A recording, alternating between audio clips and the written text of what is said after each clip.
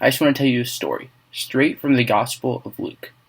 There was a rich man who was clothed in purple and fine linen, and who feasted sumptuously every day. And at his gate was laid a poor man named Lazarus, covered with sores, who desired to be fed with what fell from the rich man's table. Moreover, even the dogs came and licked his sores. The poor man died and was carried by the angels to Abraham's side.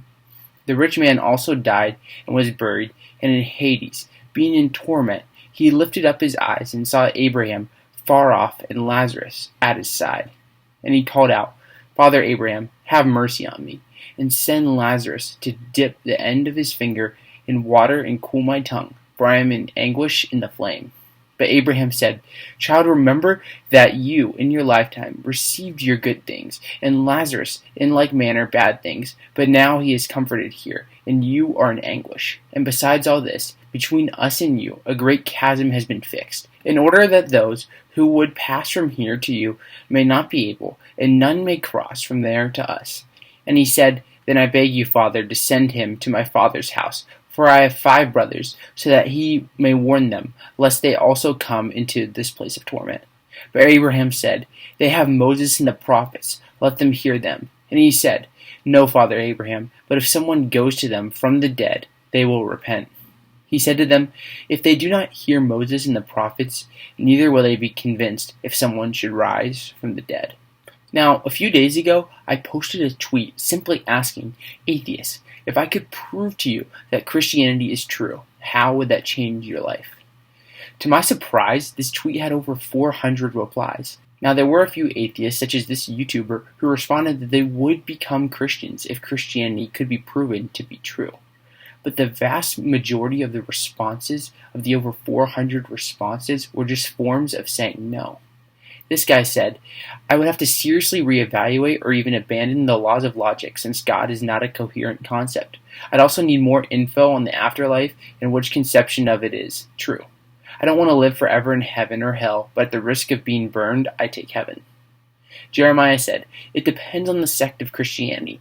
The answer would vary from basically not at all to living in constant existential dread knowing humanity is living under the tyrannical dictates of a malevolent creator God who will likely torment me and everyone I love for all eternity.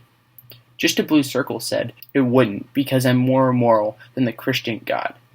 Nate said, If proven, I would acknowledge it, but I wouldn't worship the Christian God. So no change. Now let's remember what Jesus says in Luke 16:30-31.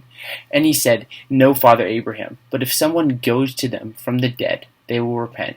And in verse 31, he, Jesus, said to them, If they do not hear Moses and the prophets, neither will they be convinced if someone should rise from the dead. Whether these atheists realized it or not, these atheists prove that this passage in the Bible is true. Probably about 90% of the responses I had to this tweet were atheists who, in some form or another, were saying that they wouldn't become a Christian even if they had proof that Christianity is true. This is exactly the point that Jesus was making in Luke 16. For a lot of atheists, their biggest objection to the faith isn't an intellectual question. This doesn't mean that their objection is any less important to answer. It just means that we need a different strategy when spreading the gospel. Too often, we spend our time trying to argue with someone about whether or not Christianity is true, when their deepest objection isn't an intellectual question to the existence of God or the resurrection of Jesus Christ. Oftentimes, the atheist's deepest objection is something much deeper and closer to the heart. So as Christians, let's keep this in mind when we seek to bring the gospel to others. Thanks for listening, guys. I'm Zach. This is Adherent Apologetics. I'll see you next time.